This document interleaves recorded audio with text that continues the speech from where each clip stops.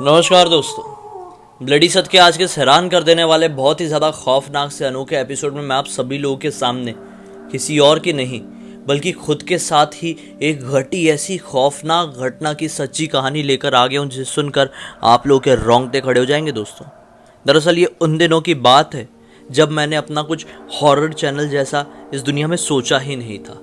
शुरू करना तो बहुत दूर की बात थी। यूट्यूब का नामो निशान शायद मेरी दुनिया से बहुत दूर था। यूट्यूब मैं जानता भी नहीं था ज़्यादा कि क्या है, इसमें कैसे किया जाता है, कुछ नहीं था दिमाग में। ऐसा होता है ना, जब हम किसी चीज़ के बारे में ज़्यादा सोच रहे होते हैं तो सबकॉन्शियस माइंड में हमारे वो चीज़ें फीड हो जाती है और फिर वो हमें कई बार इल्यूजन के तौर पर दिखाई देती है। लेकिन मेरी लाइफ में हॉरर चैनल, हॉरर कहानियों जैसी कोई चीज़ जुड़ी हुई नहीं थी। तब मेरे साथ ये घटना घटी थी। तो भाई, इस घटना को जानने के लिए आप लोगों को मेरे साथ चलना होगा आज से लगभग 8 साल पहले। सन 2014 की बात है। मैं नया मुंबई में एक्टिंग में स्ट्रगल करने के लिए आया हुआ था। मुझे एक्टिंग में काम करना था, एज अ एक्टर काम करना था। मतलब सीरियल्स में हो या फिर फिल्म्स में हो, वेब सीरीज का नामो निशान शायद उस जमाने में नहीं हुआ करता था। मैं अपने कुछ पुराने दोस्तों की मदद से एक ऐसे एरिया में रहने लगा जिस एरिया से ऑडिशन लोकेशन तक पहुंचने में मुझे काफ़ी ज़्यादा तकलीफ होती थी।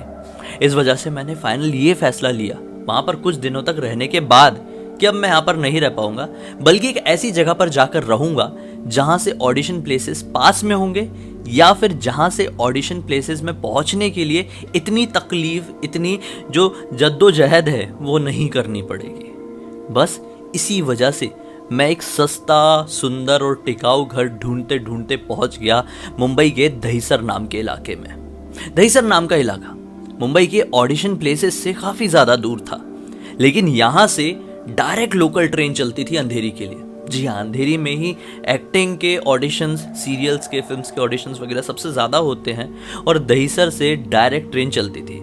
जी हाँ, बहुत सारे लोगों को ऐसा करना पड़ता है जिनका कोई गॉड फादर वगैरह नहीं होता, जिनको मुंबई के बारे में ज़्यादा मालूम नहीं होता है। वो लोग सस्ता घर ही ढूंढते हैं और ऐसी जगह ढूंढते हैं जहाँ से उन्हें सहूलियत हो। तो जी हाँ, मैंने भी वैसा ही किया। दहीसर में एक घर ढूंढ लिया जहाँ पे मैं अपने 2 दोस्तों के साथ रहने लगा। ये दोनों दोस्त भी ऑडिशन के दौरान ही मुझसे पहचान में आए थे। ये लोग भी नए इंडस्ट्री में आए थे और स्ट्रगल करने की कोशिश में लगे हुए थे, जिसमें से एक दोस्त ने थोड़ा बहुत काम कर लिया था। अब जब हम इस घर में शिफ्ट हुए थे ना, ये घर मुझे देखकर बहुत अच्छा लगता था। मम्मी पापा भी ये घर देखने के लिए आए हुए थे और उन्होंने इस घर को देखने से मना कर दिए थे कि यार इस घर में तुम लोग नहीं रहोगे, क्योंकि ये घर ठीक नहीं दिखाई दे रहा है। दरअसल ये एक बहुत ही पुरानी बिल्डिंग थी और उस बहुत ही पुरानी बिल्डिंग का ग्राउंड फ्लोर वो था जहाँ पर हम रहा करते थे। ग्राउंड फ्लोर में से लाइन से तकरीबन 5-6-7 फ्लैट्स रहे होंगे और वो सारे 6-7 फ्लैट्स काफ़ी पुरानी हालत में थे। शायद उन लोगों को, मम्मी पापा को नेगेटिविटी आई थी वहाँ पर, लेकिन मैं एक्साइटेड कि यार अब मैं अपने 2 दोस्त के साथ ऐसी जगह पर रहूँगा जो इंडिपेंडेंट है। इतने सारे लोगों की भीड़ में नहीं रहना पड़ेगा। जी हाँ, जो पहले वाला फ्लैट था वहाँ पे काफ़ी सारे लोग रहते थे, अप्रॉक्स 9 या 10 लोग। जी हाँ, 9 या 10 लोगों के साथ मैं रूम शेयर करता था। फिर जब हम लोग ये फ्लैट को देखे, ये घर को देखे, तो मैं काफ़ी ज़्यादा एक्साइटेड हुआ। ठीक है, मम्मी पापा ने बोला अगर रहना ही चाहता है तो रह ले।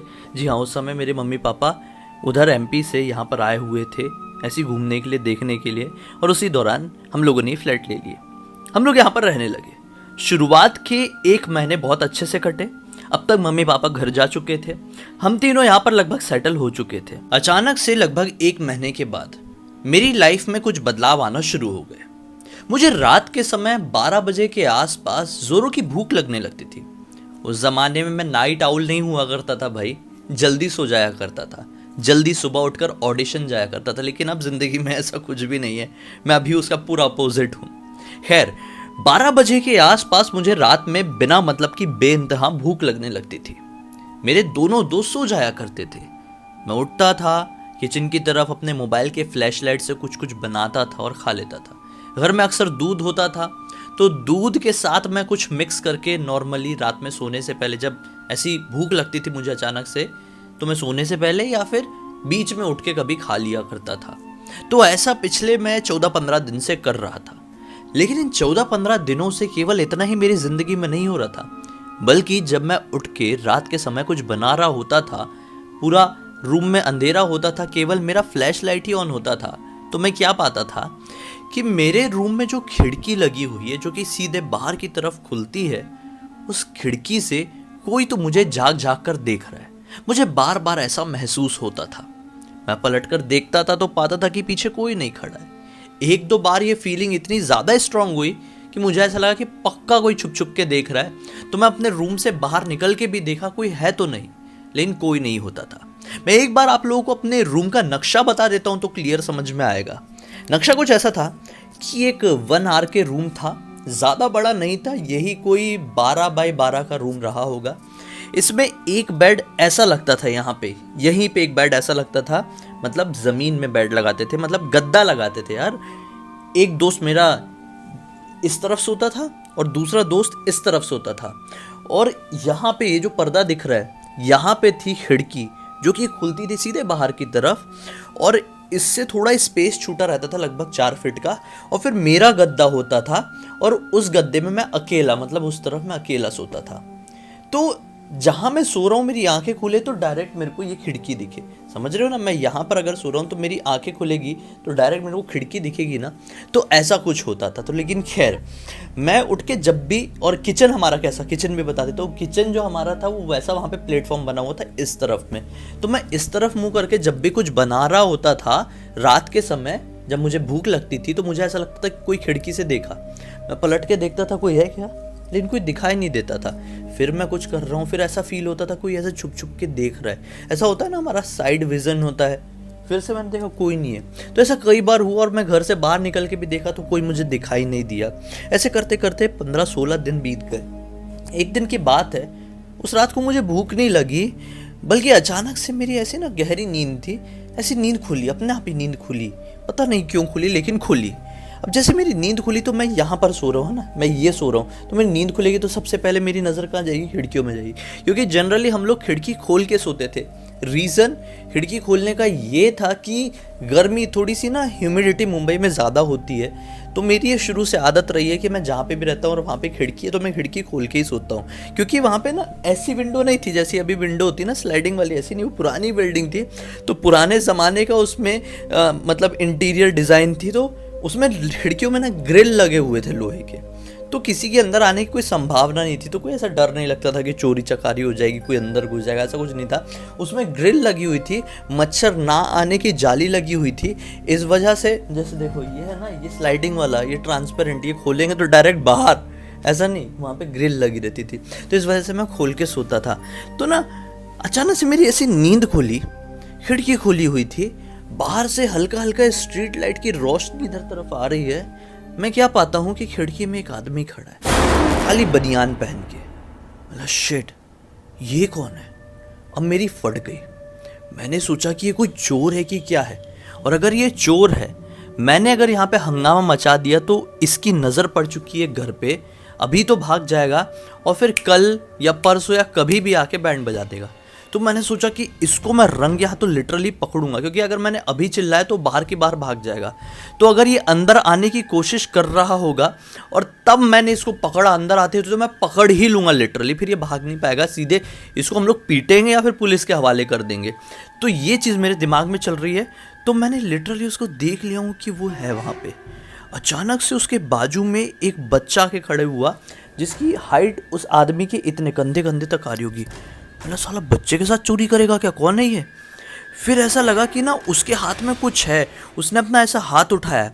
मेरा मन क्लियर बोल रहा है कि अब ये खिड़की का कोई नट बोल्ट खोलने की कोशिश करेगा या कुछ मार के खिड़की को तोड़ेगा, कि क्या करेगा मुझे मालूम नहीं।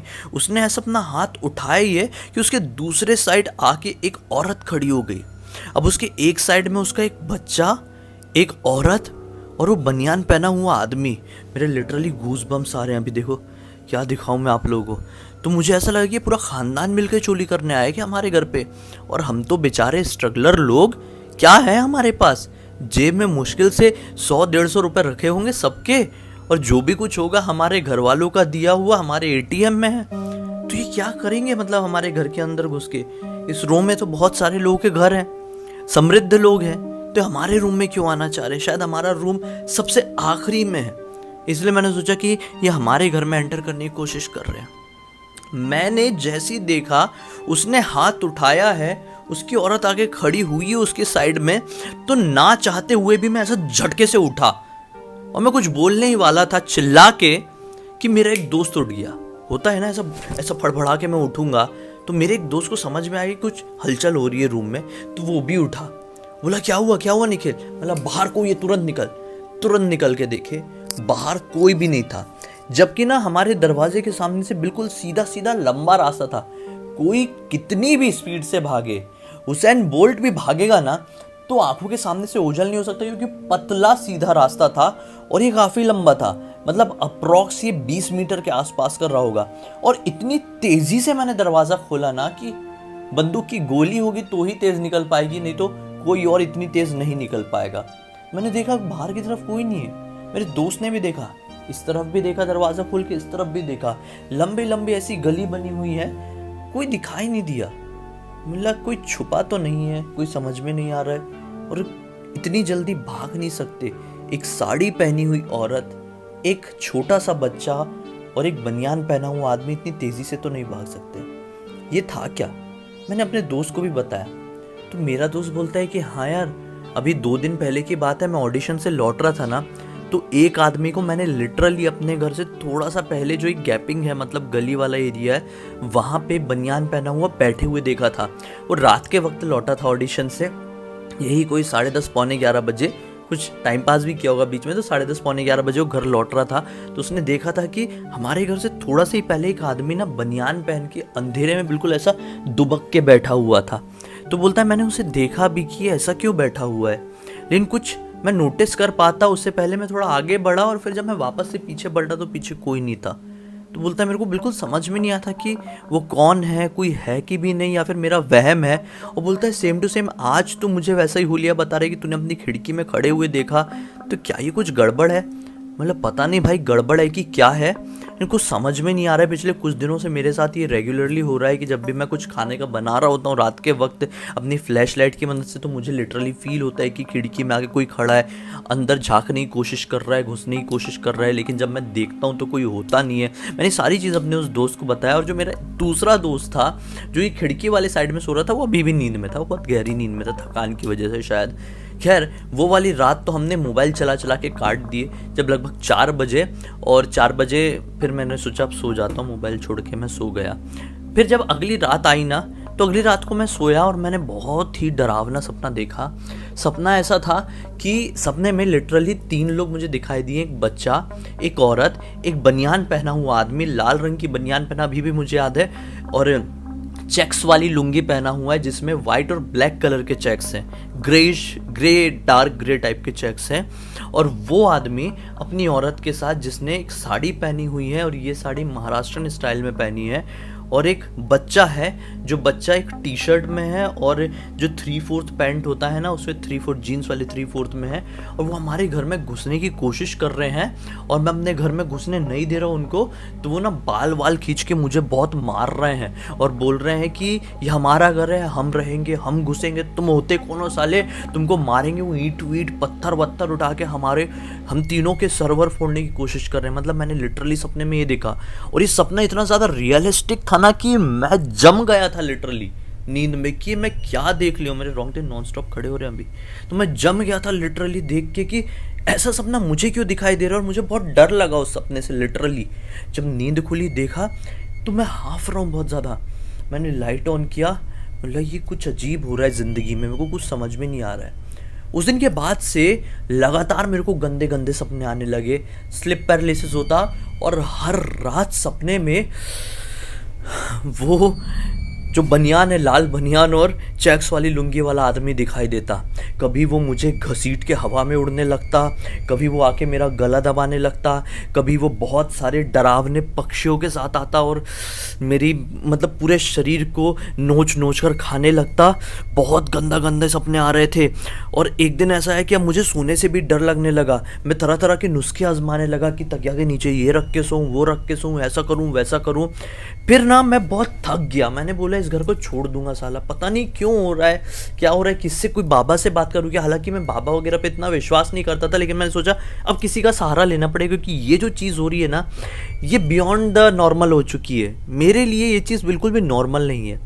फिर एक दिन की बात है, सुबह सुबह का वक्त था, और मैं ना बिस्लेरी बॉटल जो होती है ना, मतलब पानी की बॉटल, वो मैं बाहर की तरफ से लेके आया। जो हमका पानी छोड़ने वाला आदमी था ना, वो हमारे रूम तक लेके नहीं आता था, पता नहीं रीज़न क्या था, उसको थकान होती थी क्या, तो बोलता था कि भाई वो जो गली वाला एरिया है ना, मतलब गली वाला एरिया वो हमारी बिल्डिंग का ही एरिया था, किसी दूसरे का नहीं, तो बोलता था मैं वहाँ पे रख दे रहा हूँ, आप लेके चले जाओ। तो वो रख के चले जाता था, तो मैं वहाँ से उठा के लेके आ रहा था वो 20 लीटर वाली बॉटल, 20 लीटर वाली बुलवाते थे। तो अचानक से ना मुझे मेरे बाजू वाली आंटी दिखाई दी। तो मैंने आंटी से ना ऐसी बात बात में पूछा, उन्होंने पहले मेरे से बोली कि कैसा है बेटा, दिखाई नहीं दे रहा इतने दिनों से। तो ऐसी बात हुई, तो मैंने आंटी से बोला कि आंटी कुछ प्रॉब्लम हो रही है, मुझे कुछ दिन से कुछ समझ में नहीं आ रहा है। एक दिन ऐसा आदमी दिखाई दिया था, और फिर मुझे सपने भी बहुत ज़्यादा आ रहे हैं। मुझे ऐसा लगता है कि मेरे मन में ना डर बैठ गया उस आदमी को लेकर, इसलिए मुझे उसके रिलेटेड बहुत गंदे गंदे सपने आ रहे हैं, जैसे वो मेरे को मार डालेगा, वो घर में घुसने की कोशिश कर रहा है, वो बोल रहा है वो मेरा घर है, मेरा घर है। तो वो आंटी के चेहरे की रंगत उड़ गई। बोलती है बेटा मैं तेरे को ना बताती हूँ, तू मेरे को ना कल मिल, मैं अभी किसी काम से जा रही हूँ। तो आंटी ऐसा बोल के निकल गई। अब पूरे दिन मेरे दिमाग में वही बात घूमती रही कि आंटी क्या बताएगी कल, क्या बताएगी।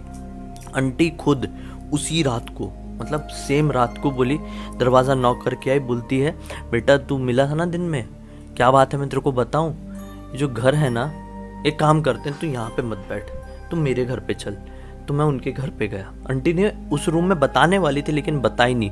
फिर मैं आंटी के साथ उनके रूम में गया, उनके घर पे गया।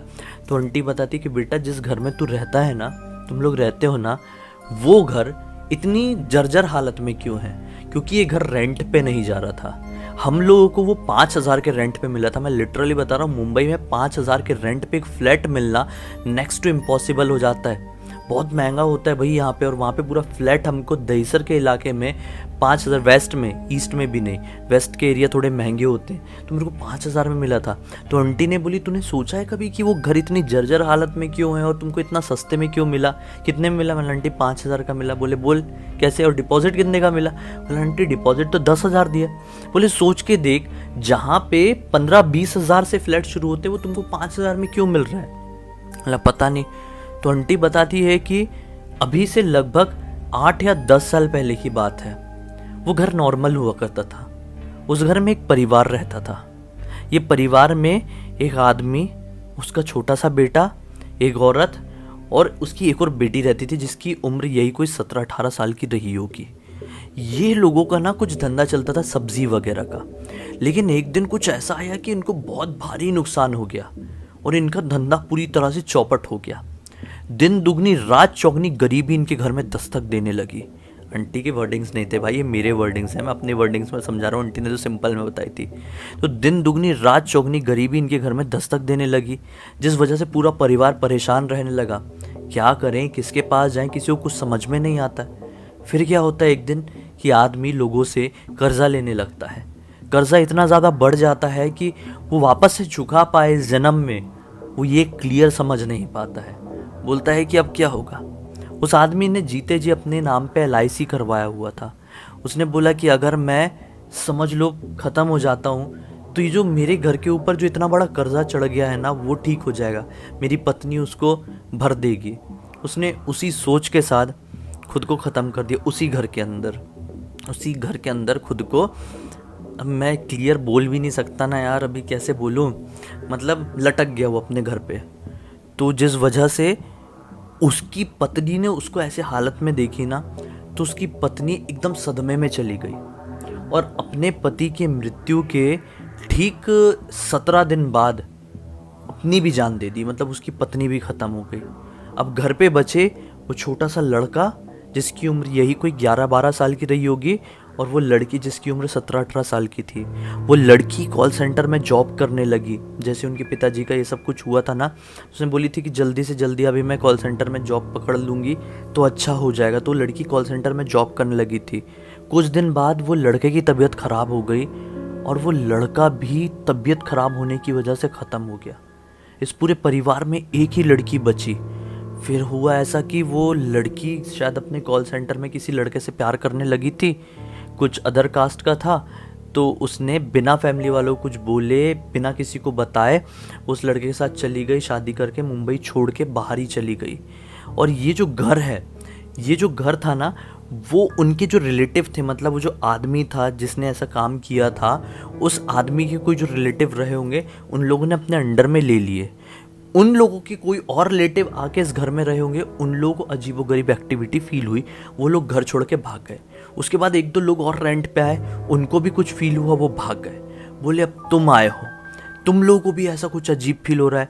और जो तुम आदमी की बात कर रहे हो ना बेटा, वो आदमी कई बार पूरे एरिया के लोगों को दिखाई देता है, इस बिल्डिंग की जो इस सोसाइटी के लोग हैं ना, सबको दिखाई देता है।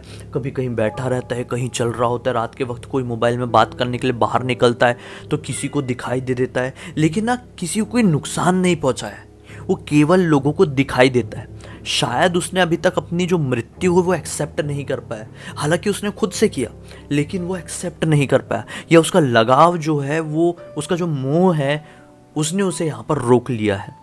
कभी उसने किसी को हार्म नहीं किया। अब तुम उसके घर पे काफ़ी दिनों से रह रहे हो ना, तो शायद वो तुमको खाली एहसास दिलाना चाहता है कि ये मेरा घर है, या फिर वो चाहता ही नहीं है कि तुम यहाँ पर रहो, या फिर वो बस ऐसी देखता है कि मेरे घर पे कौन रह रहा है, कैसे रह रहा है। इसका कारण कुछ भी हो सकता है बेटा, अपन लोग क्या समझेंगे। आंटी सही बात है यार, आपने तो बहुत टेंशन दे दी, डरा दिए। बोले मैं ऐसा नहीं बोल रही हूँ कि तुम अभी घर छोड़ के चले जाओ, तुमको सस्ता भी मिल रहा है और तुम उतने ज़्यादा पैसे भी लेके नहीं घूमते हो अपने साथ, घर वालों से भी लिमिट में ही मदद मांगते हो अपने लिए।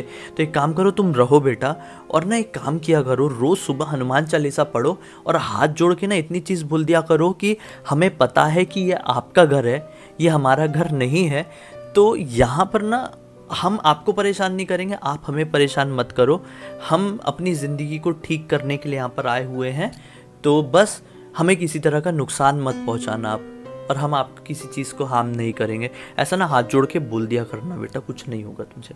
उस दिन के बाद से मैं यही चीज़ करने लगा, डेली हनुमान चालीसा पढ़ता, हाथ जोड़ के बोल देता। मुझे फिर वो चीज़ फील होना बंद हो गई।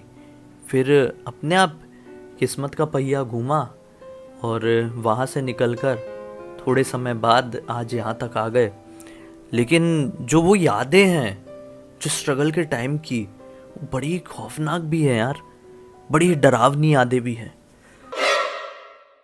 दरअसल ये घटना आज से कुछ साल पहले की है, जब दुर्गा इंजीनियरिंग कॉलेज में एडमिशन ली थी। अभी फिलहाल में वो अच्छी खासी ग्रेजुएट है, गवर्नमेंट सेक्टर में काम कर रही है, लेकिन ये घटना उसके कॉलेज टाइम पर उसके साथ बीती है।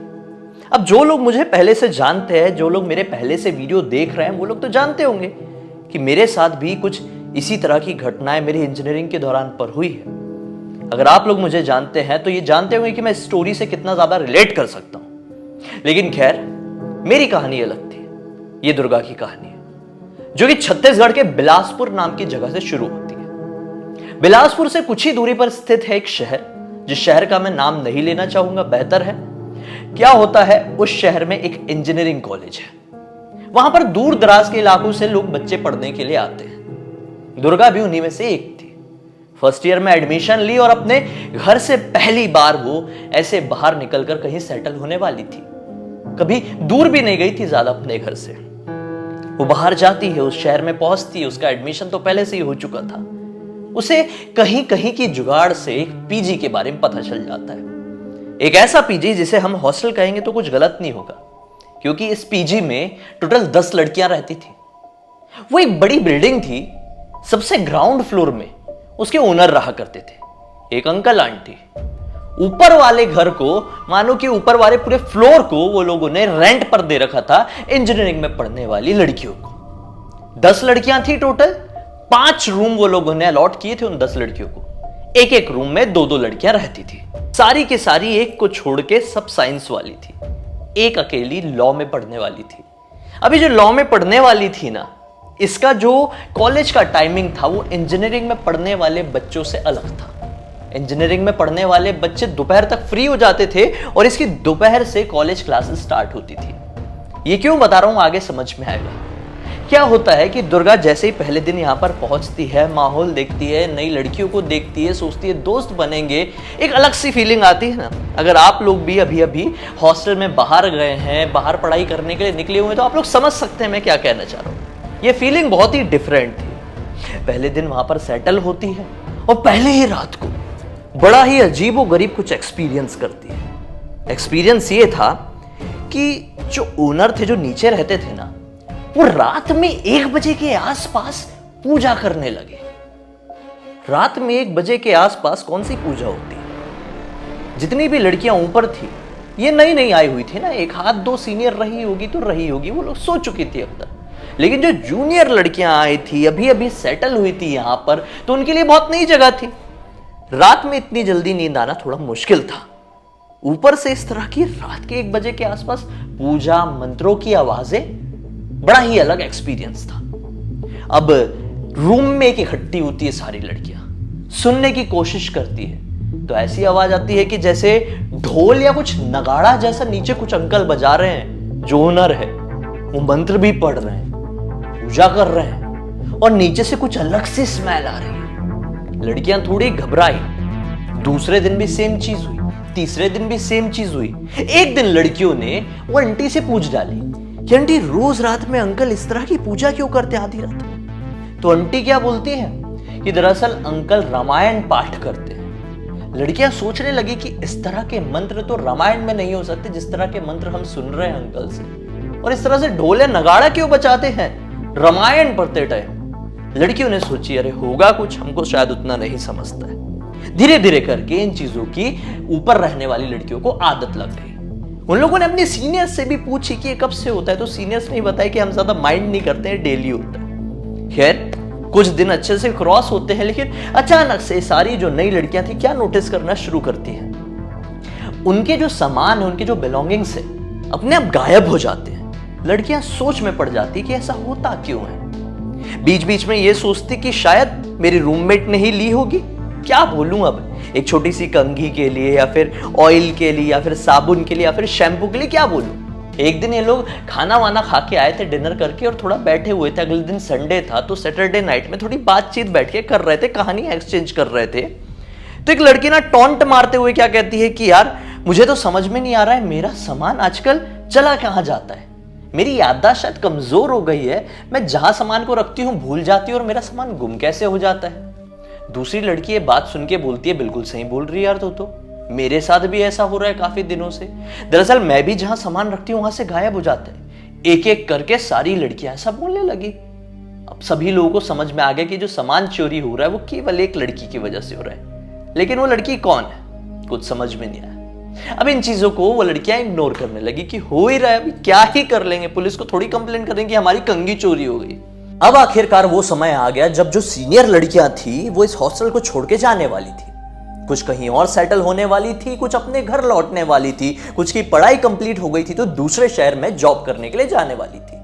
अब इस हॉस्टल या फिर पीजी कह लो, वही लड़कियां बची जो कि नई आई हुई थी। अब इनका राज था।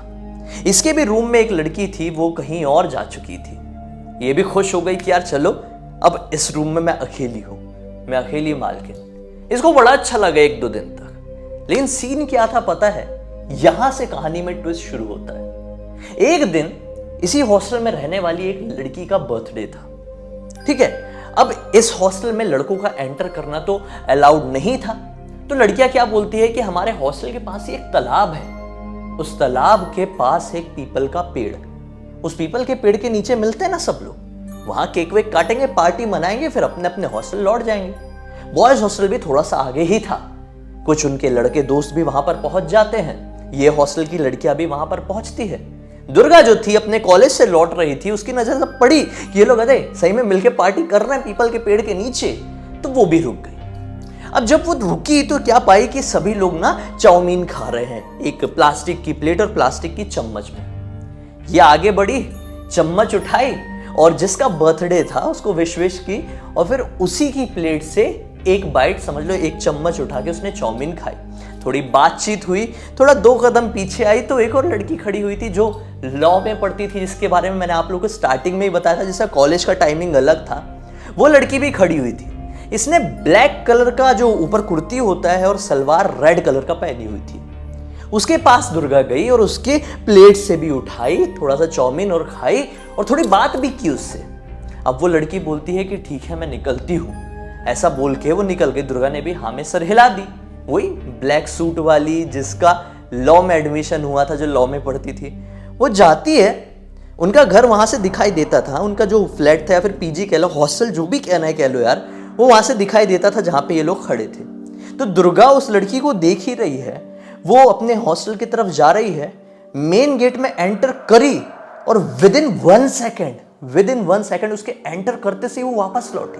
लेकिन हैरान होने वाली बात अब ये थी कि अब जब वो वापस लौटी है तो उसने येलो कलर का सूट पहनी हुई है। विद इन 1 सेकेंड ये सूट कैसे बदल गया? वो अंदर एंटर करी, ऊपर अपने रूम में भी गई, कपड़े बदल के वापस लौट के मेन गेट से बाहर भी निकली, और वो भी केवल 1 सेकेंड में।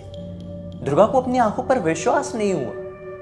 दुर्गा मतलब समझ ही नहीं पाई कि मैंने क्या देखा। अभी तो क्लियर यार, मैं इससे बात भी की हूं, ये अभी मुझे बोल के गई है कि मैं निकल रही हूं, मैंने उसके प्लेट से चाउमीन उठा के खाई भी हूं, ये अभी ब्लैक सूट पहनी हुई थी, ये कैसे येलो सूट पहन के बाहर निकली? दुर्गा ने सोची चलो शायद हो सकता है मेरा ही कोई वहम होगा। अब रात का वक्त आया, सारी लड़कियां डिनर करने के लिए गई। डिनर करते करते ये लड़कियां आपस में बात कर रही थी तो दुर्गा बोलती है कि यार आज आप लोगों को बहुत अजीब नहीं लगा? वो जो अपनी लॉ वाली लड़की है वो ब्लैक ड्रेस में खड़ी हुई थी अपनी उधर पीपल के पेड़ के नीचे वाली पार्टी में, और फिर जब वो गई तो तुरंत मैंने उसको येलो ड्रेस में निकलती हुई देखी। तो दूसरी लड़कियां क्या बोलती है पता है? क्या बात कर रही है? वो लॉ वाली लड़की को तो हमने कितनी बार बोले थे कि चल पार्टी मनाएंगे पीपल के पेड़ के नीचे, लेकिन वो आई ही नहीं थी। उसको दरअसल कहीं जाना था बाहर अपनी किसी फ्रेंड से मिलने, तो आई ही नहीं, उसने साफ मना कर दी थी। इतने में ही जिसका बर्थडे था वो लड़की भी कहती है कि अरे क्या बात कर रहे हो यार, वो आई थी, ब्लैक ड्रेस पहनी हुई थी, और शायद ये जो कह रही है वो सही हो सकता है, क्योंकि मैंने खुद अपने हाथों से उसके हाथ में चाउमीन की प्लेट पकड़ाई थी। अब खैर ये लोग बात कर ही रहे हैं कि उतने में एंट्री होती उसी लड़की की जिसके बारे में अभी बात हो रही थी। इसी से पूछ लेते हैं, सब लोग सोचे। उससे पूछे तो उसने बोली कि यार मैं तो नीचे आई नहीं थी, मुझे इनफैक्ट अपनी फ्रेंड से मिलने जाना था, तो मुझे पता था कि तुम लोग वहां पे पार्टी करने जा रहे हो, तो मैं डायरेक्टली अपने फ्लैट में कपड़े वपड़े बदली कॉलेज से आके, और फिर मैं डायरेक्ट वहां से निकल गई। ये बात जैसे ही दुर्गा सुनती है, दुर्गा टेंशन में जाती है, क्योंकि एक वहम एक साथ 2 लोगों को नहीं हो सकता, जिस लड़की का बर्थडे था उसको और दुर्गा को। खैर ये तो पहली चीज थी जो कि बहुत नॉर्मल सी थी, लेकिन ये शुरुआत थी। दुर्गा को अभी भी क्लियर नहीं हुआ कि 1 सेकंड में कैसे वो ड्रेस चेंज करके बाहर निकल सकती है। खैर अभी कुछ दिन बीते, दुर्गा भी अकेली थी, लेकिन धीरे धीरे करके दुर्गा को एहसास होने लगा कि अकेली होकर भी मैं इस रूम में अकेली नहीं हूं, कोई तो यहां पर रहती जरूर है। क्योंकि दुर्गा को कई बार मौजूदगी फील होती थी किसी एक लड़की की।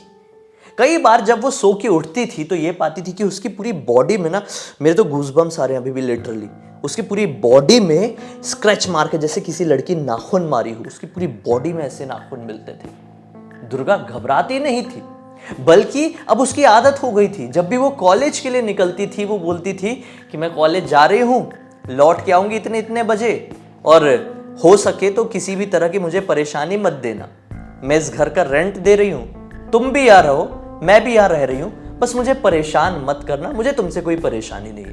दुर्गा की अब ये आदत बन चुकी थी, क्योंकि दुर्गा ये एक्सेप्ट कर चुकी थी कि उसके रूम में उसके अलावा कोई रहता है। एक दिन की बात है, दुर्गा कॉलेज में थी। दुर्गा के कॉलेज की छुट्टी 2 बजे होती थी। दुर्गा की तबीयत थोड़ी खराब सी लगी। उसने सोची कि यार अभी 11:30 ही बज रहे हैं, हॉस्टल के लिए निकल जाती हूँ, अभी ठीक नहीं लग रहा है, थोड़ी तबीयत खराब लग रही है। तो दुर्गा अपने हॉस्टल के लिए निकल जाती है। मैंने आप लोगों को बताया था ना, लॉ वाली लड़कियों का जो कॉलेज था वो दोपहर से शुरू होता था। वो जैसे ही हॉस्टल में पहुंचती तो सोची रहती है कि हॉस्टल में मैं ही अकेली रहूंगी, क्योंकि सारी लड़कियां तो कॉलेज में होंगी। लेकिन लौटती है तो पाती है कि लॉ वाली लड़की भी उस हॉस्टल के मेन गेट में खड़ी हुई है। दोनों बातें करते हुए अंदर की तरफ बढ़ती हैं, साथ में खाना भी खाती हैं, फिर थोड़ी और बातचीत करती हैं, पुरानी कहानियों के बारे में डिस्कस करती हैं, और अब बात करती है कि चलो अपने अपने रूम में जाते हैं। तो दुर्गा बोलती है हाँ मैं भी थोड़ी तबीयत खराब लग रही है, जाके सो जाती हूँ। तो वो भी अपने रूम में जाती है, और इधर शायद वो लॉ वाली लड़की भी अपने रूम में चली जाती है। लेकिन अब क्या होता है कहानी में ट्विस्ट, शाम का वक्त आ जाता है। दुर्गा की नींद खुली, पाई कि अरे शाम हो गई और सारी लड़कियां कॉलेज वाले से लौट के घर आ चुकी हैं। शाम यानी कि अभी डिनर का वक्त। डिनर के टेबल में फिर से सारी लड़कियां मिलती है, लेकिन वो लड़की नहीं आती है, लॉ वाली, जिसने दोपहर में दुर्गा के साथ लंच की थी, यही कोई 12:30 बजे के आसपास। क्या होता है, दुर्गा बोलती है अरे अपनी वो लॉ वाली लड़की कहाँ है यार, वो क्यों नहीं दिखाई दे रही है। उतने में ही उस लॉ वाली लड़की की रूममेट क्या बताती है, क्या आप बात कर रही हो दुर्गा, वो तो है ही नहीं, तुम्हें नहीं पता, वो तो अपने घर जाने वाली थी। सुबह 7 बजे के आसपास वो अपने घर के लिए निकल गई थी, मैक्स टू मैक्स 10 बजे वो अपने घर भी पहुंच गई होगी।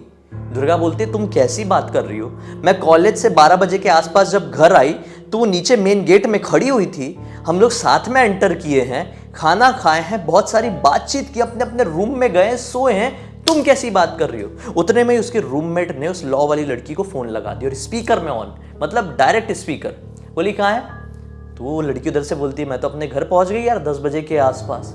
जैसे ये बात दुर्गा ने सुनी, दुर्गा की सिट्टी पिट्टी गुल। अगर वो लड़की 10 बजे अपने गांव अपने घर पहुंच चुकी थी तो कैसे वो 12:30 बजे यहां पर दुर्गा के साथ लंच कर रही थी। दुर्गा सोच में पड़ गई। दुर्गा ने सोची कि मेरे साथ कोई खेल खेल रहा है, कोई मुझे छलने की कोशिश कर रहा है। क्या ये किसी तरह का छलावा है, क्या ये किसी तरह की कोई शक्ति है जो मुझे किसी तरह का कोई मैसेज पहुंचाने की कोशिश कर रही है। लेकिन खैर, अब जैसे जैसे दिन बीतते चले गए, ये डर दुर्गा के ऊपर हावी होता चला गया।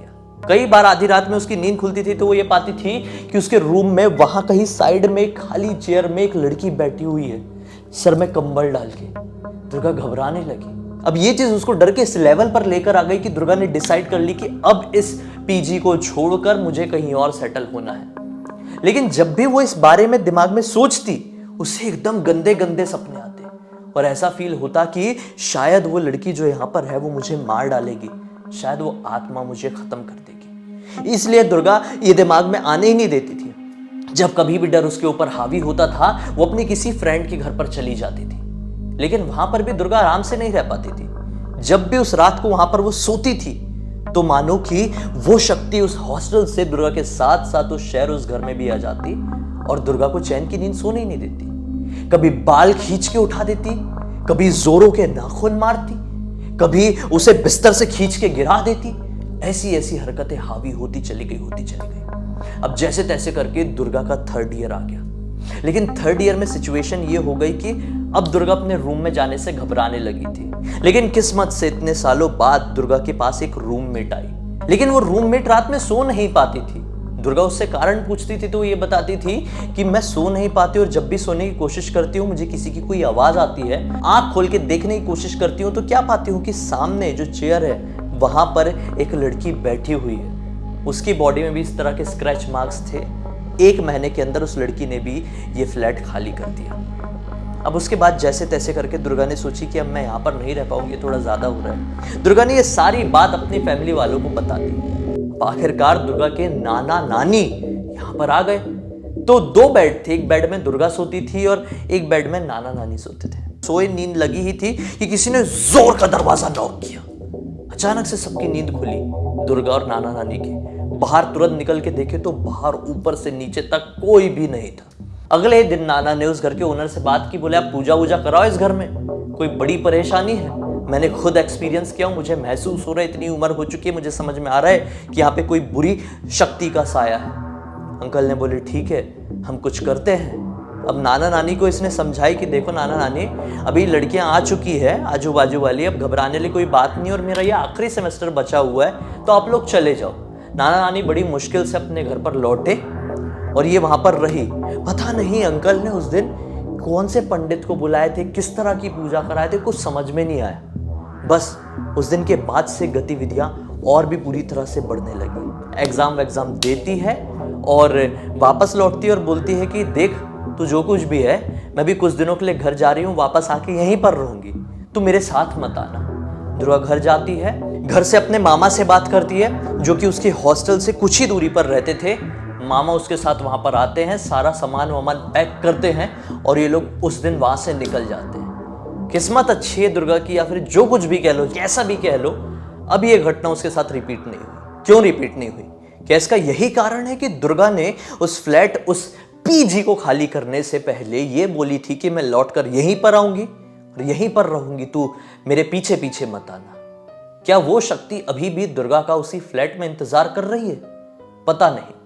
लेकिन अभी कुछ टाइम पहले जब दुर्गा वहां पर आसपास थोड़ा विजिट की होगी तो उसे पता चला कि उस हॉस्टल के ओनर जो अंकल थे ना, जो रात में ऐसी पूजा वूजा किया करते थे, भाई मुझे तो समझ में नहीं आती ऐसी वाली पूजा, उन अंकल का बहुत बुरी तरह से एक्सीडेंट हुआ है और हाथ पैर दोनों फ्रैक्चर हो गए। पता नहीं कैसे, क्या कारण रहा होगा ये सारी घटना का, दुर्गा को आज तक क्लियर नहीं हुआ।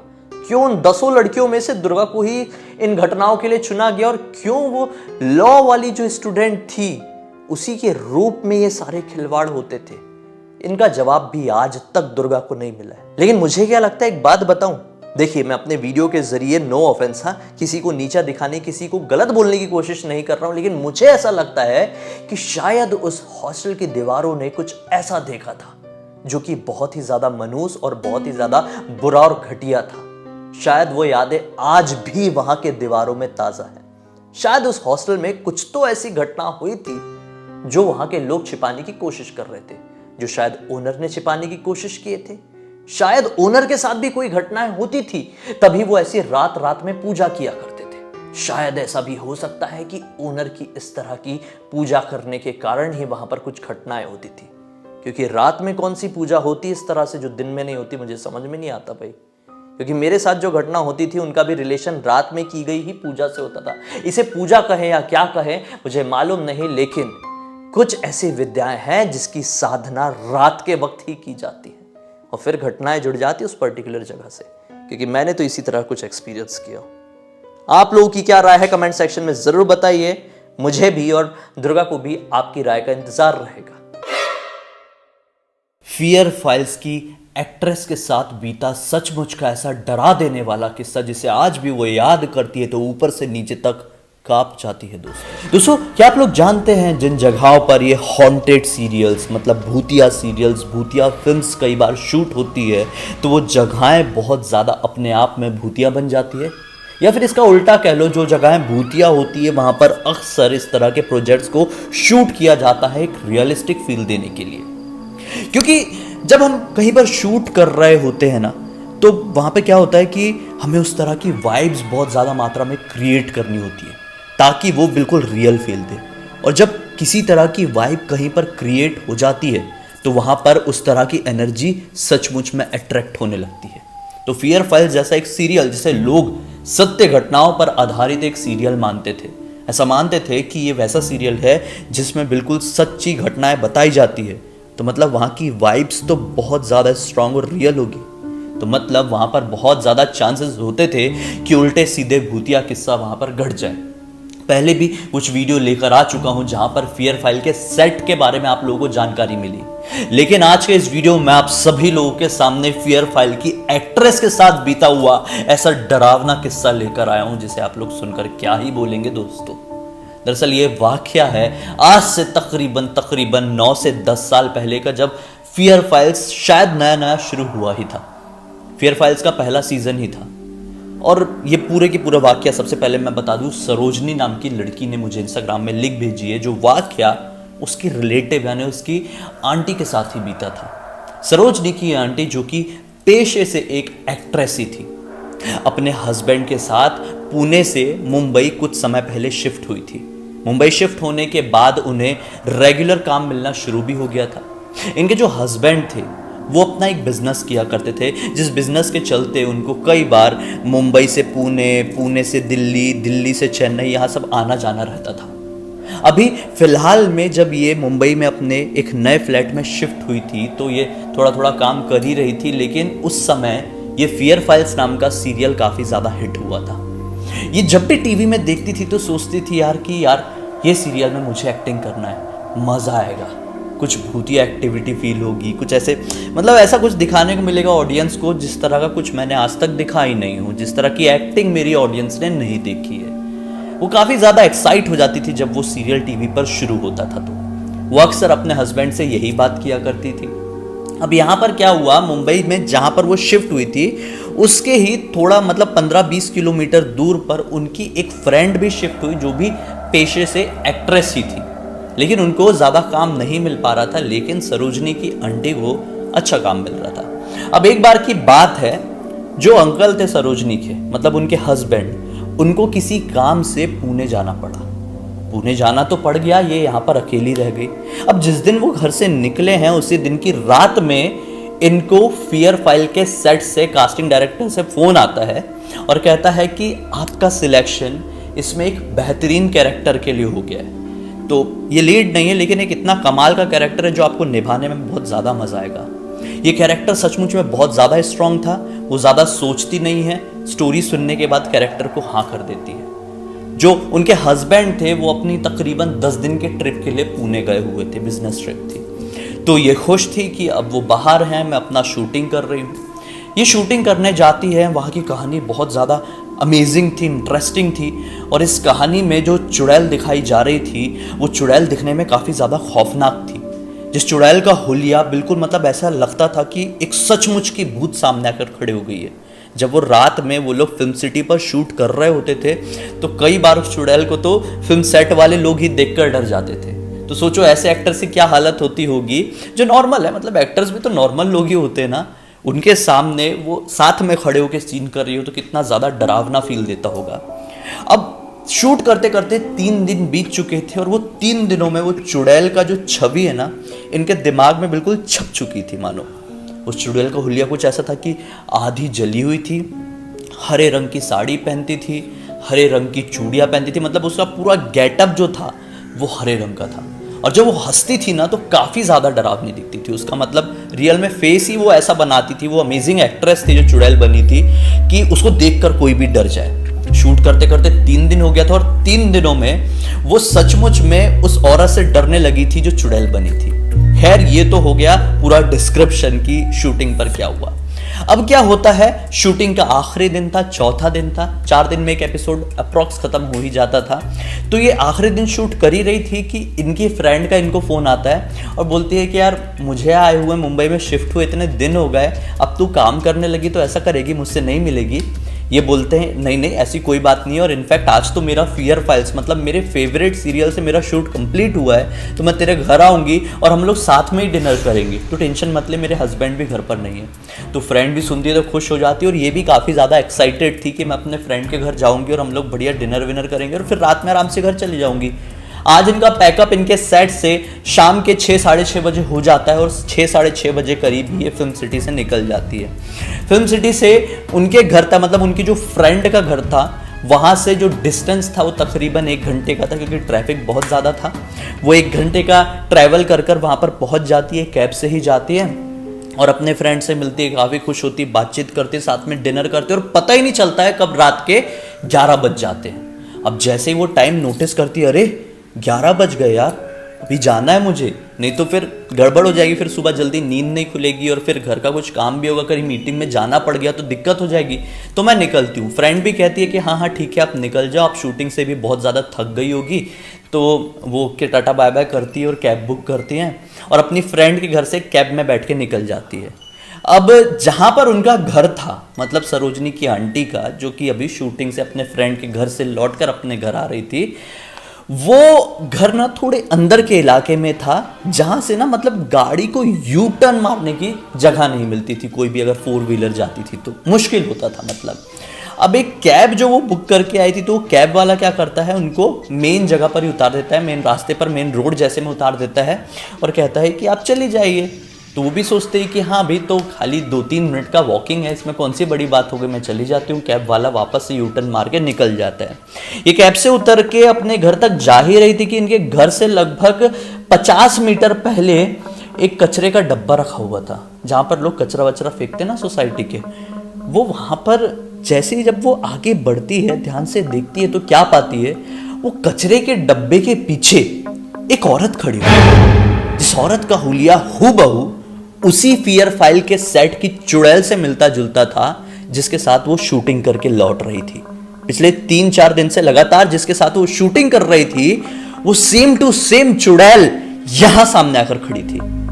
1 सेकंड के लिए इनके मन में ऐसा आया कि ये जो चुड़ैल है, ये मतलब वही मेरी को एक्ट्रेस है जो वहां पर चुड़ैल बनी थी, असली चुड़ैल नहीं हो सकती। लेकिन वो देखते ही देखते उन्हें गंदी तरीके से हंसने लगी। अब जब वो हंसने लगी तो इनकी चाल तो पहले ही कम हो गई थी ना, उसको देखकर थोड़ा मन में डर तो आ ही जाता है। रात के तकरीबन 12 बज रहे थे, तो ये चल नहीं पाती, आगे रुक जाती है। और जैसे ही वो रुकती है ना तो वो वियर्ड सी हंसी हंसने लगती है, उनको देख देख के बहुत गंदी हंसी हंसने लगती है। अब इनके मन में आता है थोड़ा सा डर। अचानक से जो इनके पीछे की कुछ स्ट्रीट लाइट थी वो ब्लिंक करने लगती, मतलब सेम टू सेम वैसा फील हो रहा था जैसे कि फिल्म्स और सीरियल में होता है कि कोई भूत दिखता है तो लाइट्स ब्लिंक करने लगती है।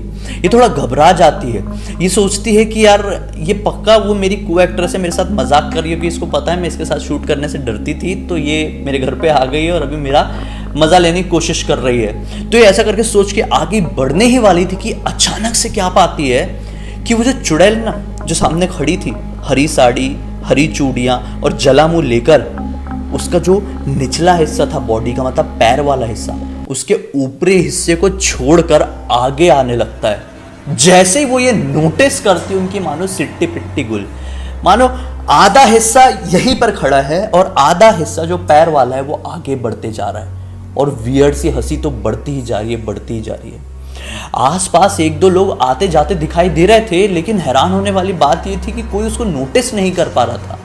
ये बहुत ज्यादा डर गई और भागते भागते भागते इन्होंने सोचा कि घर के थोड़ी ही आगे एक साईं मंदिर है, वहां पर जाकर रुक जाती हूँ। वो साईं मंदिर के अंदर एंटर करती है और जो मेन गेट था साईं मंदिर का, वहां पर खड़े होके उस कचरे के डब्बे की तरफ देखने लगती है। वहां से वो विजिबल था। वो ये पाती है कि वो चुड़ैल सचमुच में वहां पर खड़ी हुई है और इस बार वो वियर्ड सी हंसी के साथ नहीं, वो एक गुस्से के साथ उनकी तरफ देख रही है। उस चुड़ैल की शक्ल देखकर वो काफी ज्यादा घबरा गई थी। वो अपने डर को कंट्रोल नहीं कर पा रही थी। इस मंदिर में अभी कोई भी मौजूद नहीं था। ये हैरान थी कि ये मंदिर अब तक खुला कैसे। उसी समय एक पल के लिए इनके मन में आता है कि शायद ये मेरा इल्यूजन तो नहीं है, क्योंकि मैं पिछले इतने दिन से लगातार शूट कर रही थी उस औरत के साथ और उसकी छवि भी मेरे दिमाग में बैठ गई थी। शायद वहां पर कोई नहीं है, क्योंकि कोई उसे देख नहीं पा रहा है, वो सिर्फ मुझे दिखाई दे रही है और वो इल्यूजन ही है। लेकिन ये इल्यूजन नहीं था, ये सच्चाई थी। ये ऐसा सोचते सोचते वहां पर बैठ जाती है और पता नहीं बैठे बैठे कब आंख लग जाती है और जैसे ही आंख खुलती है तो पता चलता है रात के 2:30 बज चुके थे। ये 2:30 बजे उठकर फिर से वहां पर देखती है। फिर से ये पाती है कि वो औरत सचमुच में वहां पर खड़ी हुई है, हरी साड़ी, हरी चूड़ी, जला मुंह और एक गुस्से वाली शक्ल में।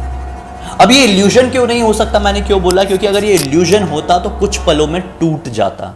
जो कुछ वहम होता है ना, वहम आप लोग समझते होंगे, वो ना हमें कुछ सेकंड के लिए, कुछ देर के लिए होता है और वो वहम हमारी आंखों के सामने गायब हो जाता है। लेकिन अगर कोई चीज़ वहम नहीं होती, कुछ इल्यूजन नहीं होता है, तो वो हमारे सामने काफ़ी समय तक मौजूद रहता ही रहता है। जो सच्चाई है वो अचानक से हवा में गायब थोड़ी हो जाएगी, है ना। वैसे ही वो उन्हें दिखाई दे रही थी। अब हार्ट बीट और भी ज़्यादा बढ़ गई।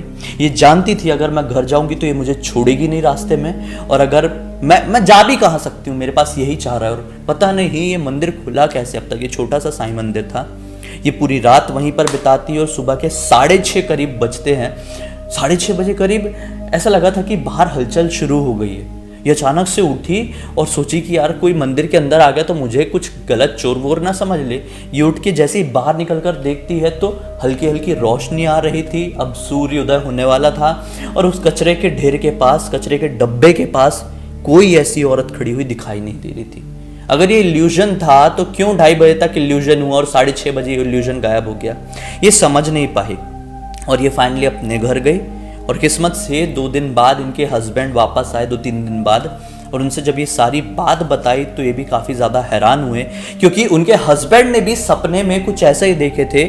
मैं और मेरी पत्नी आजू बाजू सो रहे हैं और हमारे बेड के पास एक हरी साड़ी और हरी चूड़ी वाली एक औरत आई है, जो कि मेरी पत्नी का गला दबाने की कोशिश करी है और उसको मारने की कोशिश करी है। लेकिन जैसे तैसे करके उन्होंने भगवान का नाम लेके उससे छुटकारा पा लिया। मतलब उन्होंने सपने में ये देखा था और एक्चुअल में भी उनकी पत्नी के साथ ऐसी घटना हरी साड़ी हरी चूड़ी वाली हुई थी। उन्हें नहीं पता था कि फियर फाइल की शूटिंग के दौरान जो भूत का जो गेटअप है वो कैसा है। अगर मालूम होता और फिर सपने में दिखाई देता तो बात अलग थी, लेकिन उन्हें पता ही नहीं था हस्बैंड को। मतलब इल्यूजन वाली बात करें तो यहाँ पे सिर्फ और सिर्फ पत्नी को ही होता ना, जिन्होंने उस चुड़ैल का हुलिया देखी थी, जिस एक्ट्रेस का हुलिया देखी थी। हस्बैंड को कैसे इल्यूजन हो जाता? मतलब ये सच्चाई थी, एक ऐसी सच्चाई जो कि अनएक्सप्लेनेबल है। मतलब हम एक्सप्लेन कर ही नहीं सकते, हम समझ भी नहीं सकते कि आखिर ये कैसे हुआ। ये किसी तरह का एक कोइंसिडेंस है, या फिर ये एक ऐसी वाइब थी जिसने अपने आप एक ऐसी एनर्जी को अपनी तरफ अट्रैक्ट कर ली, जिस एनर्जी को कोई भी अपने पास भटकने भी नहीं देना चाहता। ये घटनाएं मेरे साथ आए दिन अक्सर उस घर में बीता करती थी। ये घर कोई नॉर्मल घर नहीं था, मेरे लिए एक कॉन्जरिंग हाउस से कम नहीं था। ये मत सोचिए कि ये फिल्म देखने के बाद मैं ऐसा कह रहा हूं। दरअसल ये जो घटना मेरे साथ हुई थी ये काफी साल पहले हुई थी। उस समय तो मैं कॉन्जरिंग फिल्म देखा भी नहीं था। कुछ बहुत ही ज्यादा अजीब बीता था, जिसकी वजह से मेरी मानसिकता भूतिया दुनिया के प्रति पूरी तरह से बदल गई थी। पहले मैं भूत प्रेतों में विश्वास तो करता था, लेकिन मैं ऐसा नहीं मानता था कि भूत प्रेत इस तरह से किसी के सामने आ सकते हैं और अपनी प्रेजेंस फील करा सकते हैं। मुझे लगता था कि उनकी प्रेजेंस होती है और वो अपनी दुनिया में अपने आप में ही मस्त रहते हैं। मुझे नहीं पता था सचमुच में ये भूत प्रेत आकर हमारे सामने भी कभी खड़े हो सकते हैं। दोस्तों, आज की ये कहानी मेरे साथ भोपाल में बीते हुए सच्चे किस्से से जुड़ी हुई है। दरअसल ये बात है जब मैं अपने इंजीनियरिंग कर रहा था। मैं फर्स्ट ईयर में ही था। फर्स्ट ईयर में जब मैंने एडमिशन लिया था तो मैं अपने 2 फ्रेंड्स के साथ रहा करता था, एक ऐसे इलाके में जो भोपाल का महंगा इलाका था। मैं नया नया गया हुआ था तो आराम से वहां पे लाइफ कट रही थी। कॉलेज जाता हूँ, कॉलेज में मेरी एक फ्रेंड से पहचान होती है। उस फ्रेंड ने मुझे ये कहा कि क्यों इतनी महंगी जगह पर रहते हैं, मेरा ही घर हम लोग रेंट पे देते हैं इसी तरह के स्टूडेंट्स को। बहुत सारे लोग वहां पर रहते हैं, एक बड़ा सा घर है। मैं भी तैयार हो गया और मैंने बोला ठीक है चलो। रेंट की बात हुई, मुझे वहां से आधे से भी आधे रेट का लगा। मैंने बोला अच्छी बात है। मन में एक बार ख्याल जरूर आया कि आखिर इस घर का इतना ज्यादा कम रेंट क्यों है, लेकिन फिर ये सोचा कि इससे क्या फर्क पड़ता है, रह लेंगे, कम है तो अपना ही फायदा है ना, और फायदा किसको बुरा लगता है। मैं भी रेडी हो जाता हूँ और अगले दिन का हम लोग प्लान बना लेते हैं। मैं उसके घर जाता हूँ, रूम्स देखता हूँ और मुझे सचमुच में काफी ज्यादा पसंद आता है। उस जमाने में चीजें मुझे इतने अच्छे समझती नहीं थी, इसलिए पॉजिटिविटी निगेटिविटी में मैं ज्यादा फर्क नहीं कर पाया। मैंने रूम डन कर दिया और लगभग 1 हफ्ते बाद मैंने वहां पर शिफ्ट कर लिया। मैं वहां पर रह ही रहा था आराम से। अब जब कई बार ऐसा बीतने लगा कि मैं सोता था, मुझे स्लिप पैरालिसिस की प्रॉब्लम होती थी, तो मुझे ऐसा लगता था कि ये क्या चीज़ है भाई। फिर मैंने एक दिन ये सारी चीज़ों के ऊपर बहुत अच्छा खासा रिसर्च किया और जान गया कि ये जो प्रॉब्लम है ये पैरानॉर्मल दुनिया से जुड़ी हुई है। मैंने सोचा कि ये पैरानॉर्मल दुनिया से जुड़ी हुई ये प्रॉब्लम है, ये बस किसी एक अलग ही रीज़न से हुई होगी। मैंने सोचा ही नहीं था कि एक घर की वजह से कुछ ऐसा हो रहा है। रोज रात में मैं नोटिस कर रहा था कि जो मेरे घर का बाहर का जो बटन है, मतलब बेल बजाने वाला बटन है, वो अपने आप रात में बज जाता है। जो बेल थी, बेल का साउंड मेरे ही रूम के सामने की तरफ लगा हुआ था। मैं सोचता था कि रोज रात में ही बजा के कौन जाता है, क्योंकि एरिया में बहुत सारे बच्चे रहा करते थे। तो मन में आया कि ये बच्चे लोग मस्ती करते हैं और रात में बजा के भाग जाते हैं। ये कारनामा, ये किस्सा 10-15 दिन तक चलते रहा। एक दिन मैं रात में जाकर पढ़ाई कर रहा था, एग्जाम्स थोड़े नजदीक थे। मैंने नोटिस किया कि रोज रात में ये बेल एक पर्टिकुलर टाइम पे ही बजती है। फिर मैंने जब ध्यान लगाया तो आने वाले 3-4 दिन में ये समझ गया कि ये जो बेल है ये रात के एग्जैक्टली 3 बजे बज रही है। मैंने सोचा कि कोई तो शैतानी करता है या फिर बेल में कुछ अंदरूनी प्रॉब्लम है, जिसकी वजह से कुछ अंदर ही अंदर शॉर्ट सर्किट या जो भी होता होगा ये बेल रात में कुछ ठंड की वजह से या फिर गर्मी की वजह से कुछ ऐसे ही बजती होगी। मतलब ऐसे ही, मतलब मैंने इग्नोर कर दिया पूरी तरह से इस बात को। अब कुछ दिनों बाद मेरे वहाँ के फ्रेंड्स का फ़ोन आया, जिनको छोड़कर मैं यहाँ पर शिफ्ट हो गया था, जिनके साथ मैं पहले रहा करता था। वो लोगों ने बोले कि कहाँ पे रहता है तू, हम लोग भी रहने के लिए आए क्या, वहाँ पे कैसा रेंट है। मैंने बोला अच्छा है, अच्छा, आ जाओ। वो लोग भी आ जाते हैं। अब हम लोग एक रूम को 3 लोग शेयर कर रहे थे। ये 1 रूम किचन था और उस ज़माने में ज़्यादा ऐसे बड़े रूम में रहने की कोई ख्वाहिश नहीं थी, उम्र में छोटे थे तो छोटे ही रूम में एडजस्ट कर लिए थे। फ्रेंड्स के साथ रहने को मिला था तो और भी ज़्यादा मज़ा आ रहा था। अब जब हम पहली बार मिले उस रूम में तो रात भर बैठ के अच्छी खासी बात कर रहे थे। फिर से आज 3 बजे बेल बजी। मैं उठकर नहीं गया, लेकिन जो मेरा एक फ्रेंड था वो उठकर बाहर की तरफ गया। मैं जानता था कि बाहर कुछ नहीं मिलेगा, लेकिन मैंने कुछ नहीं कहा। ना जाने क्यों मैंने कुछ नहीं कहा, लेकिन नहीं कहा। वो बाहर देखता है और बोलता है भाई बाहर तो कोई नहीं है, फिर बेल किसने बजाया। मैंने बोला छोड़, इग्नोर मार। कई बार अंदर कुछ कनेक्शन का इश्यू होता है, इसलिए ठंड वंड की वजह से ऐसी कुछ शॉर्ट सर्किट जैसा होता होगा, उसकी वजह से ये बेल बज जाती है। वो भी सुन लेता है और हम लोग फिर थोड़ी सी बातचीत करते हैं और सोने चले जाते हैं। अब हमारी आदत बन गई थी, 3 पुराने दोस्त एक घर में बहुत समय बाद इकट्ठे हुए थे, तो रेगुलरली हम लोग रात में जाग रहे थे। रोज रात में बेल बज रही थी। अब लगभग एक हफ्ते बाद मेरे उसी फ्रेंड ने ये चीज नोटिस किया। बोला कि रोज रात में इतनी बजे बेल क्यों बजती है। मैंने बोला यही चीज तो मैं बहुत दिन से समझने की कोशिश कर रहा हूँ। यहाँ पे रोज रात में बेल भी बजती है और लगभग हर रात मुझे स्लिप पैरालिसिस का प्रॉब्लम भी होता है।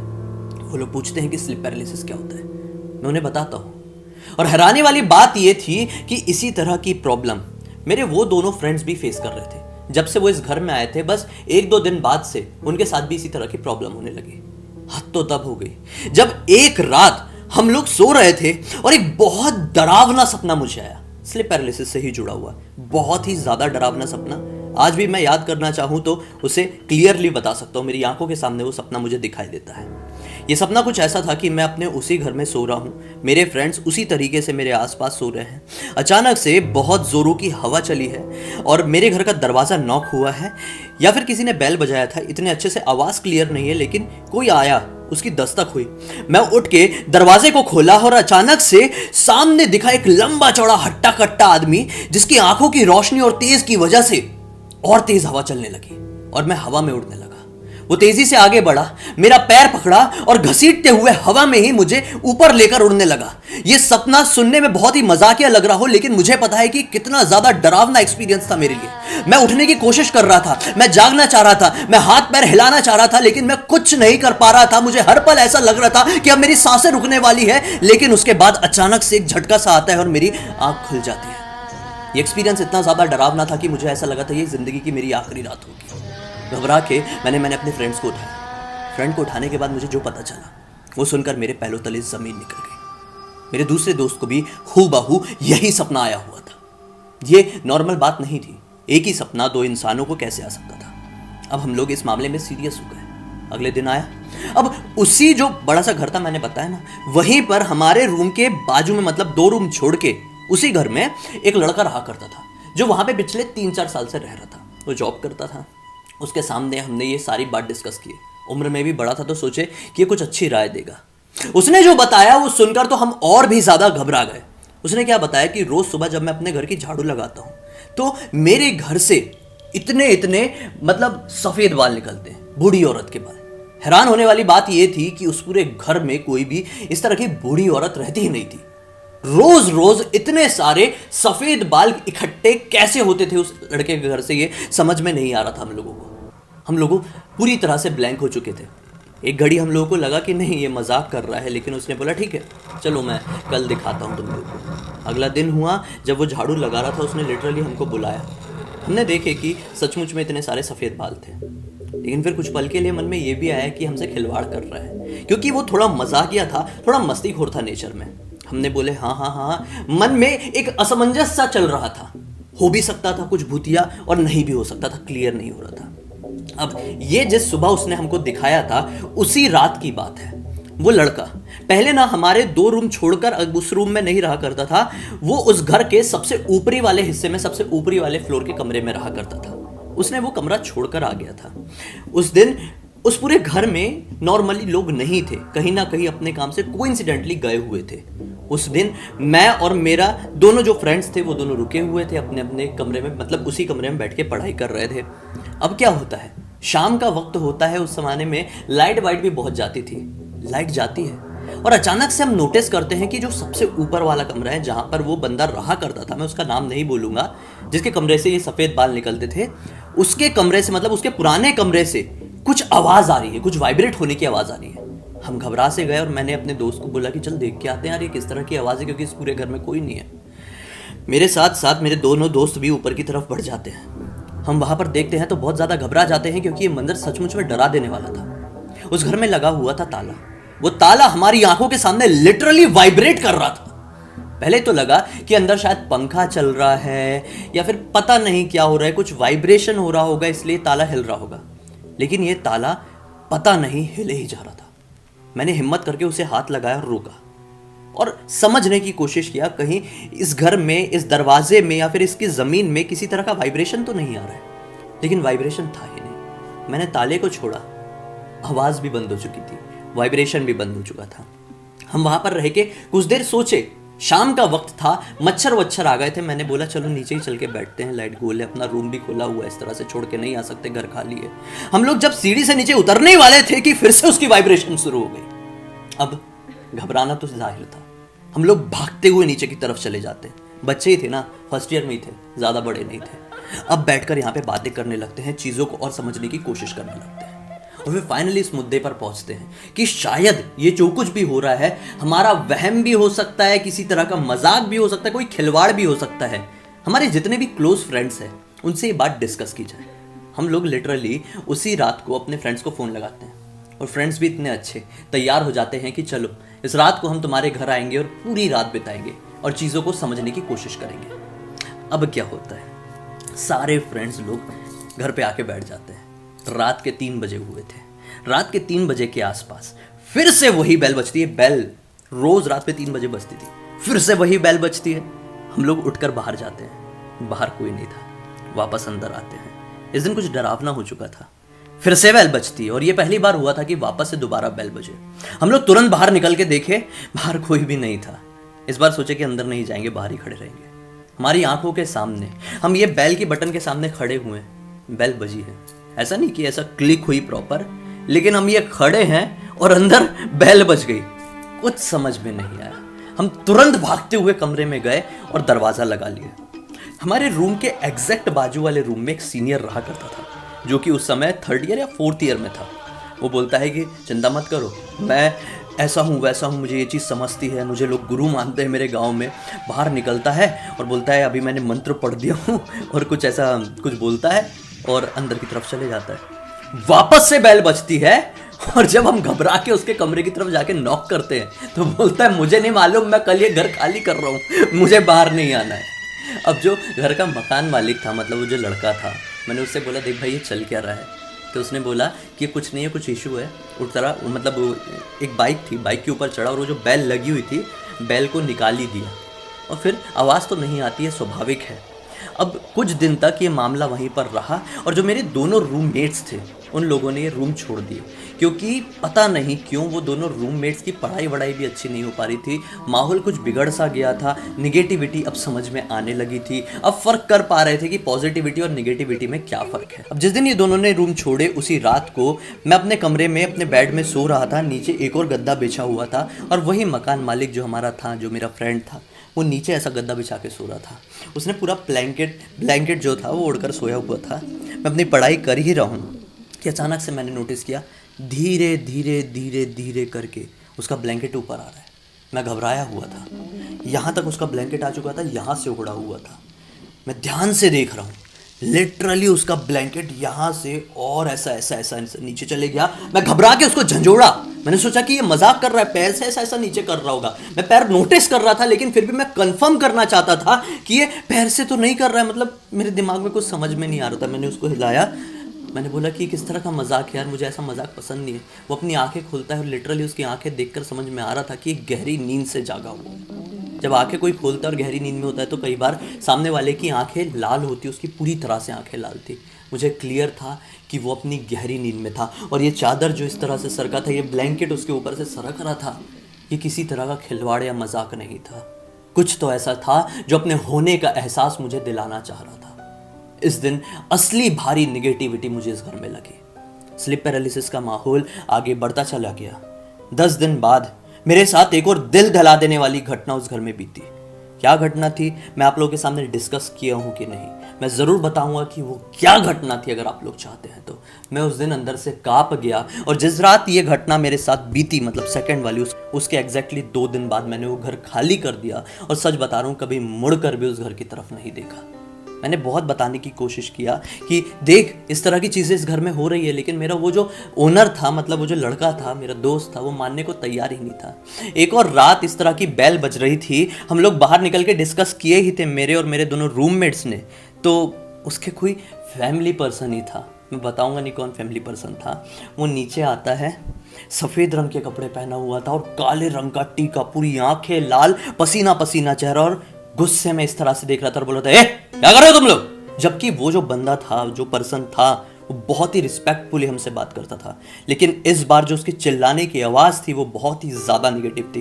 हमने बोले कि अंकल हमको इस तरह की आवाज़ आ रही है, बैल वैल बज रही है, बार बार कोई दरवाज़ा नॉक कर रहा है, कोई यहाँ पर चल रहा है बार बार। बोले कोई ज़रूरत नहीं यहाँ पे बाहर खड़े रहने की इतने बजे, तुम लोगों का बहुत हो रहा है, चलो अंदर चल के सो जाओ। हम लोग बहुत ज़्यादा डर गए क्योंकि इस तरह का रवैया उन्होंने इससे पहले कभी नहीं किए थे। ये जैसे ही बैल बजी थी हमने तुरंत दरवाज़ा खोले थे। उस समय वहाँ पर कोई दिखाई नहीं दिया था और वो इंसान था वृद्ध, 50-55 साल का था। वो ऊपर से नीचे उतर कर आया था। मतलब क्लियर फैक्ट है, कोई बजा के इस तरह से बैल ऊपर नहीं भाग सकता था। कुछ अजीब था। अब क्या था वो तो दूसरी दुनिया, पैरानॉर्मल दुनिया की चीज़ें ही समझ सकती है, हम तो सिर्फ अंदाज़ा ही लगा सकते हैं। आपकी क्या राय है दोस्तों इस चीज़ के ऊपर कमेंट सेक्शन में ज़रूर बताइए। ये भी बताइए कि आप जानना चाहते हैं मेरे साथ कौन सी ऐसी दूसरी घटना बीती थी, मैं उसके ऊपर वीडियो बनाऊंगा। अब तक इस वीडियो को देख लिए हैं तो इस वीडियो को लाइक करके चैनल को सब्सक्राइब करके बेल आइकन दबा के ऑल के ऑप्शन में क्लिक करना, क्योंकि इसी तरह के हैरान कर देने वाले खौफनाक वीडियोस आप लोगों के सामने रेगुलरली लेके आते रहता हूँ। इंस्टा के लिंक इस वीडियो के डिस्क्रिप्शन बॉक्स में क्लिक करके डायरेक्टली वहां पर पहुंच जाना। चलिए कल फिर से मिलते हैं, तब तक के लिए बहुत बहुत धन्यवाद। आपका दिन शुभ हो।